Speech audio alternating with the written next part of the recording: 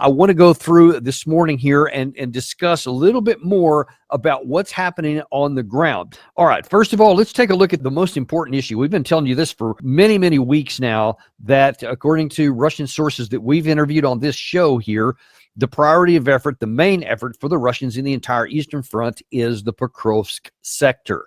There's all kinds of things going on in the south in Zaporizhia, up in the northern part, in the Kupiansk, and elsewhere in the Konstantinivka area, but everything hinges on the Pokrovsk area. And that you can see that on the map right there. Well, as we discussed before I went on my latest trip, right before I left, the Russians had made a pretty good breakthrough and made a penetration that's between 18 and 20 kilometers deep, which was the biggest penetration they had made in the last 2 years of conflict. In fact, probably since the opening rounds of the war, they hadn't made that big of a push anywhere since. And the big question that we had at that time was, will this lead to a general breakthrough? Were the Russians prepared to have exploitation forces to take advantage of this opportunity and push potentially deeper into the Ukrainian rear? A lot has happened since then. And actually, I want to kind of do an update on this entire portion of the front here and this operation, what the Ukraine side has done in response to the Russian penetration and what may be coming next. What you're going to see is that the balance continues to shift in the Russian side. Now, it's not a big, at this point anyway, it's not a big break. It looks like it could have been. In fact, it looks like it's going to be a marginal success for the Russian side. The problem is for the Ukraine side, many other elements of this indicate that the whole front continues to get more brittle, and we don't know when the next break could be the big one. But there is no evidence so far, just kind of a spoiler alert, that the Ukraine defensive capability is going to be able to stop anything, whether here or in some of the other places. They have slowed it down here, but as you're about to see, it does continue forward even to this day. First of all, let me show you that this is the tactical situation as of the 15th of July. So this is where the front lines were, and you can see Pokrovsk and Mirnograd there, the kind of the sister city up to the northeast of it. That was in a semi-cauldron already, and that TO 515 and the E50 roads there you see to the north and to the west. Those were the primary reinforcement and resupply lines and roads for the whole agglomeration and everything that's inside of the Ukraine side. That's what they have used to get reinforcements in, medical supplies, and other people to get medical help out, etc. So obviously the issue for Ukraine is they need to keep that corridor open. They need to keep those lines open if they have any chance and hope to hold Pokrovsk and Mirnograd against the Russian advance. Now, things started to shift a little bit in early July when the Russians started taking some operations to prepare for something bigger to come. And as Alex talks about here, one of the reasons I say that this is showing some potential more cracks all across the front, not just here, was that there appears to be a shift in the drones. We've talked many times in recent months about the fact that the drones were at a relative parity. We've talked to people who have fought and reported on both sides of the line, and they were similar in their views that the drone fight at the tactical level, drones I'm talking about, not the strategic ones, was at a relative parity for the two sides, and both of them really had to worry about it. But as Alex points out here, evidence is starting to show that the balance is starting to shift in Russia's side. Ukrainians sent drone after drone to strike enemy units positioned there. However, in the past few months, the Ukrainians have lost their edge on drone warfare. And it was now Russian drone operators that were hammering Pokrovsk, targeting anything going in and out of the city. In this video, you can see them strike armored vehicles like a Swedish-made BVS-10, a Cossack APC, a Turkish-made Kirpi, but also dozens of cars and pickup trucks. They also systematically cleared the sky of enemy drones and destroyed numerous relay antennas. Although FPV drones look spectacular, Russian artillery was still the king of battle and caused heavy casualties by dropping massive loads all over the front. So a couple of things that are really important there is, one, that you see Russia is advancing in their the way they apply drones. It's not now just FPV drones and they go and blow up stuff, but now then they're actually being very selective in their target array. So they're still going after armored vehicles. And by the way, you understand that whereas Russia has all this defense industrial capacity where they can repair or build new armored vehicles, the Ukraine side and the Western side is much more limited. And I don't even remember the last time I heard about any big number of armored vehicles being donated by the West and given to Ukraine. And they do have some ability to repair and to even build some, but it's far, far less than what the Russian side is. Obviously, they're a much smaller country, and their air defense capacity is very, very limited. And so Russia is constantly bombing any factories that they have, whereas Russia is so spread out, and obviously Ukraine doesn't have the ability to strike as much deep into Russia as Russia does. So they're going to maintain that edge there. Every time you keep seeing those kind of drones take out all these armored vehicles, many of which came from the European countries, or even just vehicles and cars and whatever else, most of those are zero sum. It's very difficult to get those back in the fight.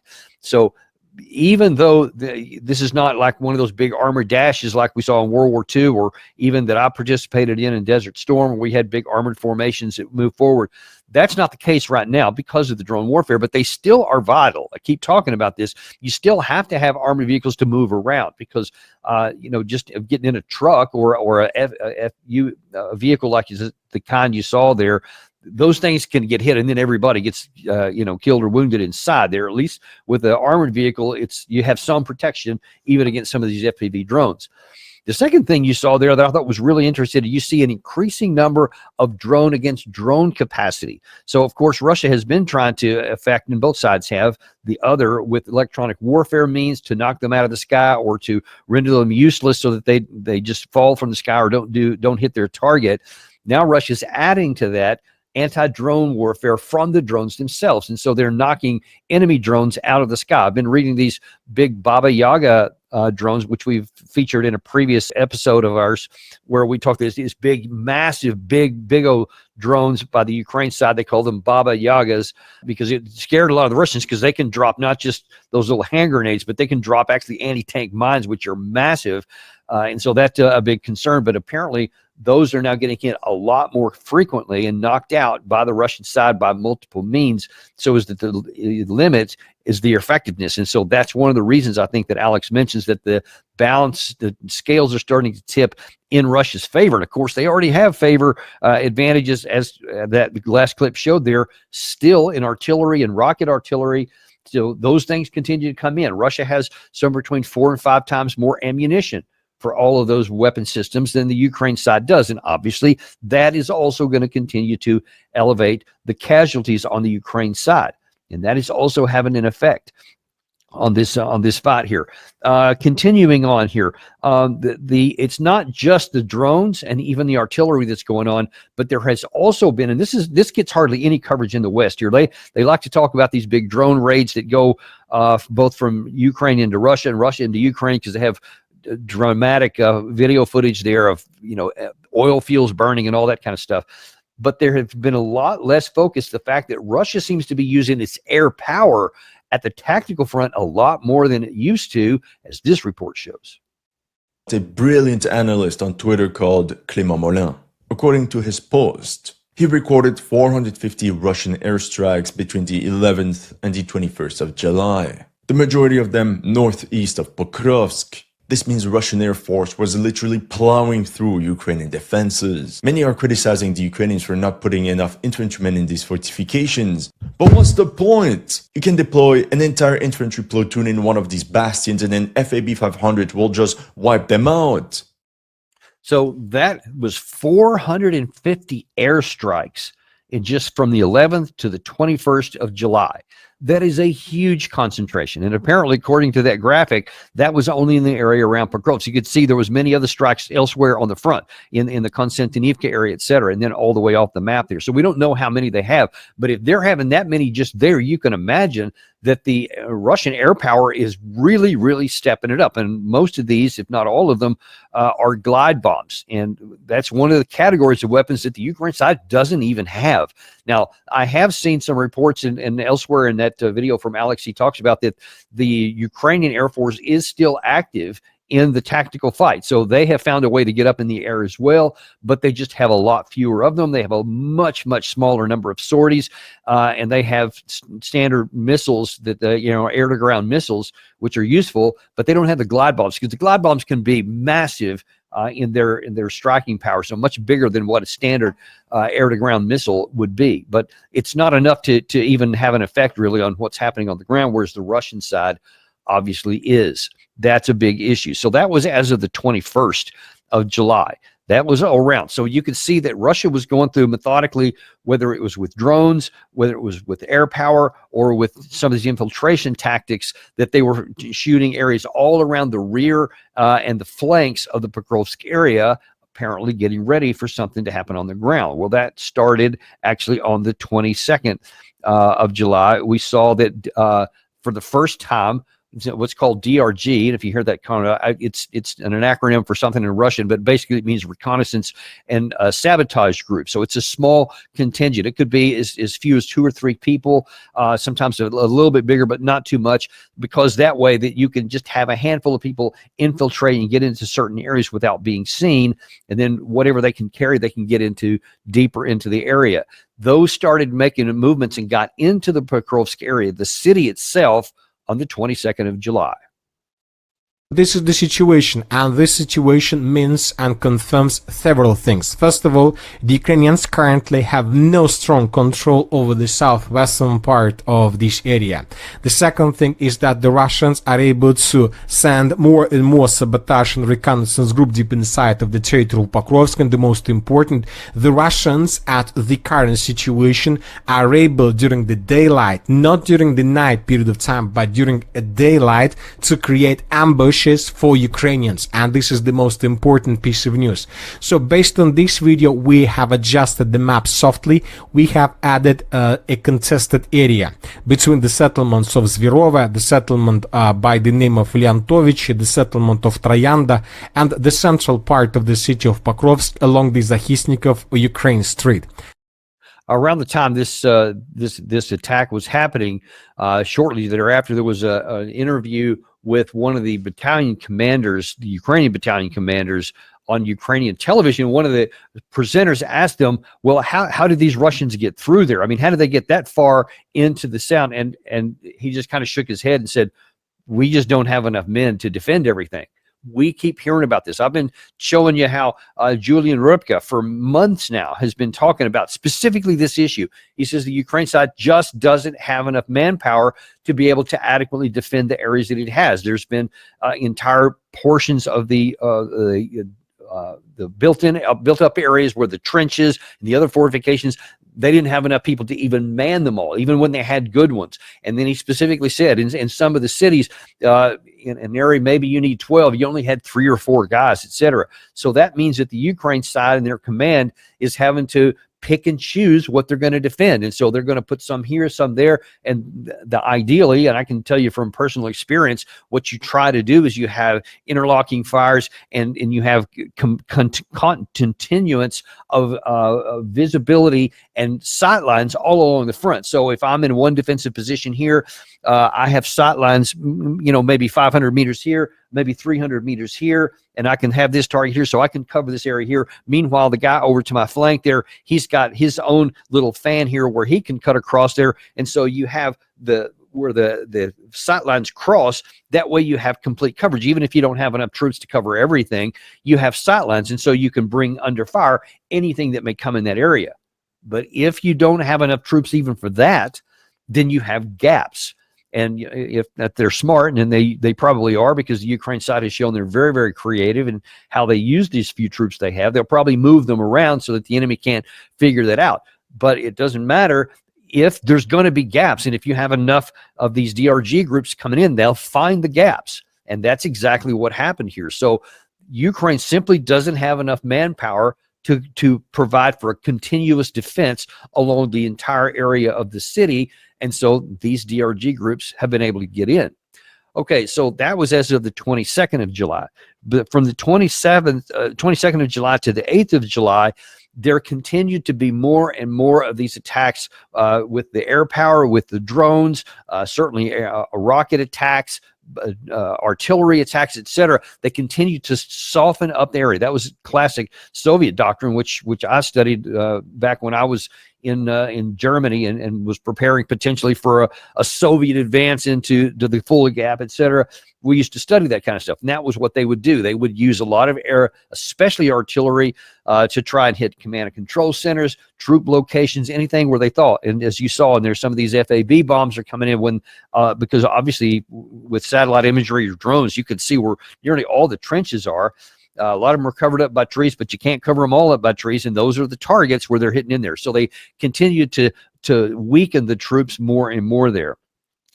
But as Alex also showed here, that the casualties that they're causing, that's one big problem. But as it turns out, there's another problem for the UAF. Here we have a story of two soldiers that enlisted because of the 18 to 24-year-old recruitment campaign, explaining how they escaped encirclement near Pokrovsk. What's interesting is how in the story was said that out of the 12-man squad, only these two were volunteers. How I interpret it is how everyone else was probably a Mobic. Alright, here's a $1 million question. What happens when you forcefully enlist civilians and send them to the front without any training? That's right, desertion. According to sort of reports, the AFU suffered from a catastrophic desertion crisis since December 2024. We're talking about 135,800 desertions, almost 17,000 per month. And that explains Ukraine's manpower crisis. Everyone they mobilize, half of them become casualties in the first weeks, and the other half deserts. So you see that's why the Ukrainian side has insufficient troops to cover everything.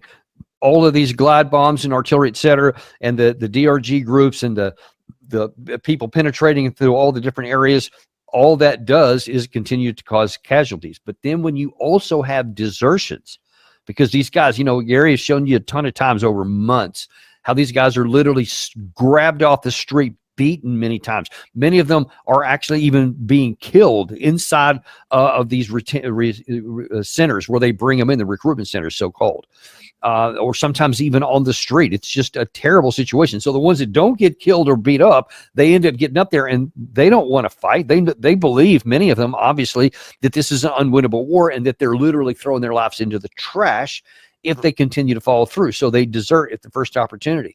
And according to this, and this was confirmed to me in another source on a Ukrainian Telegram channel in a public forum, that there are that one reported 135,000. This Ukrainian one reported 125,000 that were actually by name list because these guys were under indictment or there were warrants out for their arrest because they deserted their post. And so they're looking for them, etc.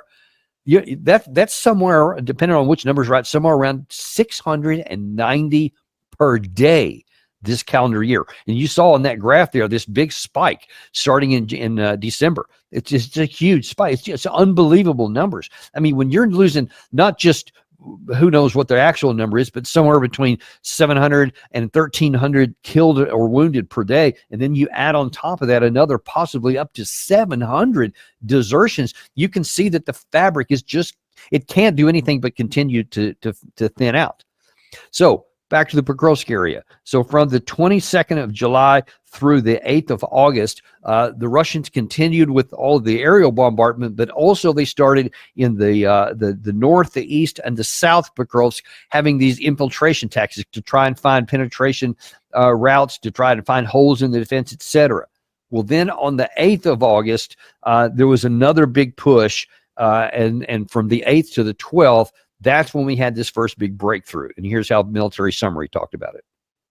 This is just the beginning. By the end of the 9th of August of 2025, the Russians began their offensive, and during the first day of their offensive operation, we got just a short report about additional progress on the ground in the northern direction. So nothing special, the regular picture that we used to see almost every single day before the beginning of this offensive.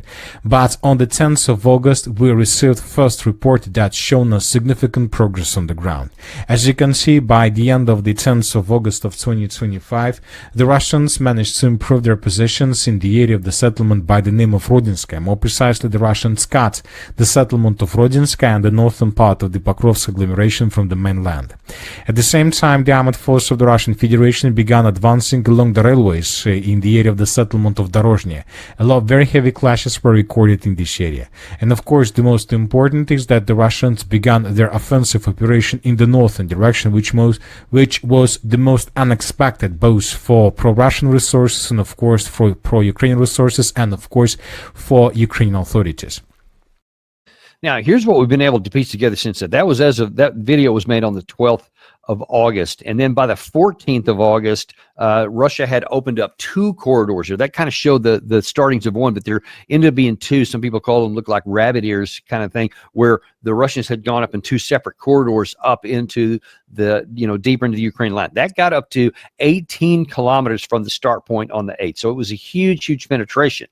Now, at the time, my first open question was, did Russia have the ability to reinforce with exploitation forces? We've been told by Ukrainian sources for months that there was these large formations of Russian forces out of contact, that if there was a breakthrough, they were prepared to exploit them and move forward. So that was what I thought was the most dangerous for the Ukraine side, is that if Russia had made these movements, that then they had exploitation forces before Ukraine could reinforce and to try to cut the penetrations off, that they would bring that through. And then there would be, may not even be a chance to stop them afterwards, because after you penetrate through that last line of fortifications, if you have to fight them in open terrain, that gives all the advantages to the Russian side, because there's nothing for you to hide behind like there are when you have the defensive line that you had built up. But as it turned out, the Russians, at least to this moment, have still not done that. So that we don't know right now what the reasons for that is. Did Russia really not have the exploitation force? I've seen one report that says that this action by the Russian side here was not coordinated with higher command authorities, and they were not prepared for a breakthrough, and they were not prepared to exploit one. I can't say whether that's true or not, but what we can say is that the immediate reaction of the Ukraine side was to move several brigades from the Azov Corps and a number of others. I think there was a total of 4 brigades that were brought in to counterattack to try and stop the Russian penetration, which starting on the 15th, they succeeded at doing. So there hasn't been any additional penetration in that northern direction from that time, and the Ukraine side has brought its reinforcements, its strategic reserve to block that. Now, the danger for the Ukraine side is that appears to be, if not the last, one of the last reinforcement formations of that size that can stop any penetration. And to get them there, they had to pull them out of another area. From one report I saw shows that it came from the Konstantinivka area. So we'll see what that happens. In the past, when Ukrainians had to pull troops off of one part of the front to fill a hole in one part, then that part actually started seeing some more movement forward. We'll see if that happens as well. One of the questions, apparently, by the way, these penetrations were not made by regular formations, regular Russian army battalions and companies, etc., but by more of these DRG and small groups, which means that to get this rapid penetration, they had to sometimes bypass defensive positions where there were Ukrainian troops in, and they had to move on beyond those. Now, one of the things the Russians were doing was they were trying to reinforce and resupply them by drones, by friendly drones. They would go in and drop supplies behind the enemy lines. There was potentially up to about 150 Russian troops in this. Now, that may sound like a lot, but that's basically one infantry company, and it's not that much. And when you're talking an area of 18 kilometers that was deep and I think 7 kilometers wide at its biggest part, that is a very small number. And you can't, you take this area rapidly, but when you bypass enemy strong points there, that means that you can't follow it up, and anybody who's going to try to come and help you behind that also has to fight through those strong points. And as it turned out, that was enough to slow down the Russians, and then the Ukraine side brought in its reserves. Now, whether this was a movement by a Russian leader on the tactical level that saw an opportunity and took it and didn't coordinate this, whether it was coordinated and they just weren't able to follow it up, I can't say. But what we can say from looking at what happened here is that Russians didn't follow it up. So the penetration was basically stopped on the 14th or 15th of August. and the Ukraine side penetrated some of those corridors I talked about. According to Deep State map, they cut those off. But now then, according to what we see today, let me pull up. This is current as of today, as of a couple of hours ago.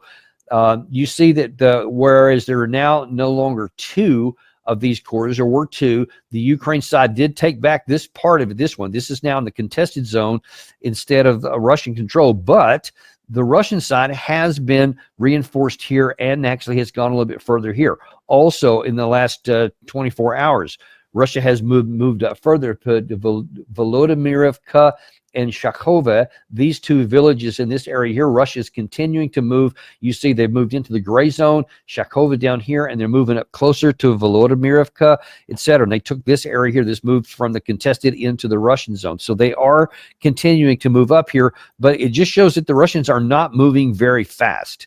But it also shows that the Ukraine side, which is generally in this area here, these 4 brigades are scattered throughout here to prevent any further attack, especially when you get into Rodinska. There was some risk that the road right here, one of the 2 routes into Pokrovsk, to keep them, the Pokrovsk and Mirnograd, there for a while there was some Russians right up to the road. That has been pushed back, but you see down at Rodinska, now then there is into the gray zone. Let me zoom in a little bit here, and you can see that in the outskirts of the town there are now fights inside Rodinska. So it's not going to be much more till they can cut this off. Whether they cut it off up here or cut it off down here and prevent this from being used to supply the rest of the Ukrainian garrison inside the agglomeration doesn't make any difference. It's still something they have to be concerned with.